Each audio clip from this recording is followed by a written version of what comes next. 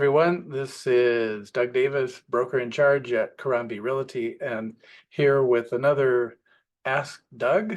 And um, I was just asked today about whether the lease, a tenant lease, should be extended by a 30-day lease.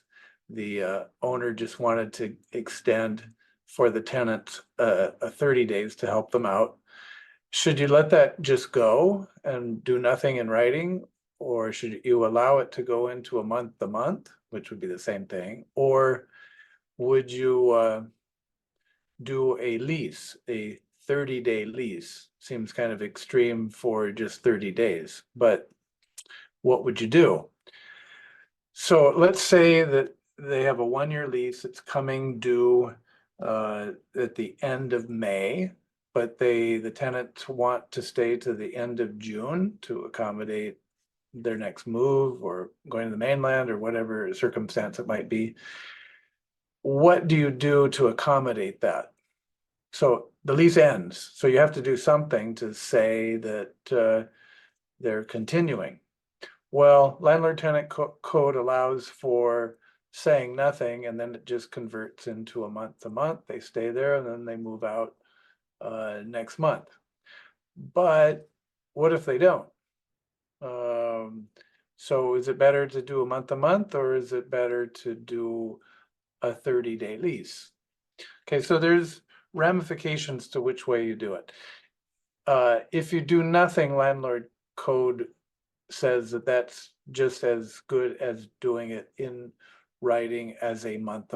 So no lease, it's a month.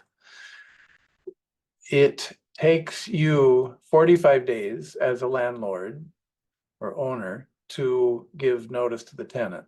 They can give 28 days, but you would have to give 45. So if you allowed them to stay to the end of June and they don't move, then you have to give them a 45-day notice to go because you're planning on doing something else with it or re-renting it.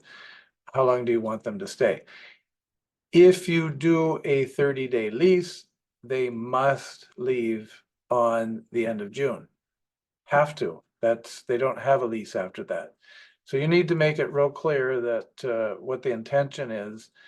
And legally, you would want to do a lease because that's very unequivocal. It's the end of June. That's it. You got to be gone. And no extensions legally. No, we're not letting you stay another day.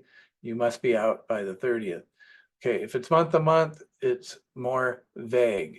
They can stay for month until you give them a 45-day notice. So if you were nice enough to give them a 30-day and you have other plans and you want to make plans, maybe you've signed up a new person to move in as soon as they move out at the end of June, well, you're in a legal mess because now you've got 2 tenants.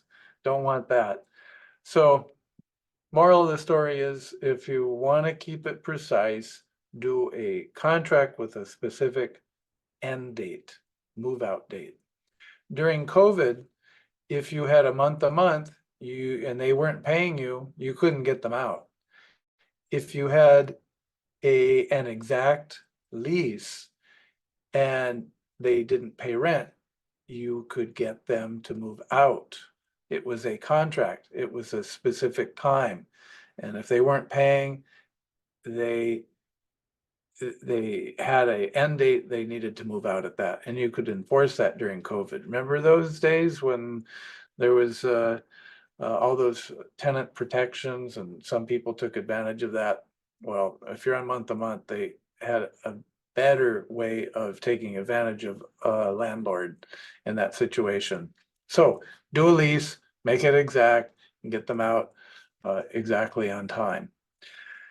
Okay, so I hope you understood that kind of little nuances on how to do end of tenancy. There's a difference between the two different methods. So, all right, hope that helps. And if you're enjoying these, please like me and subscribe to the YouTube channel. And if you have any real estate needs, business, buying, selling, or property management, love to hear from you, and keep the questions coming. All right, till next time, thanks so much.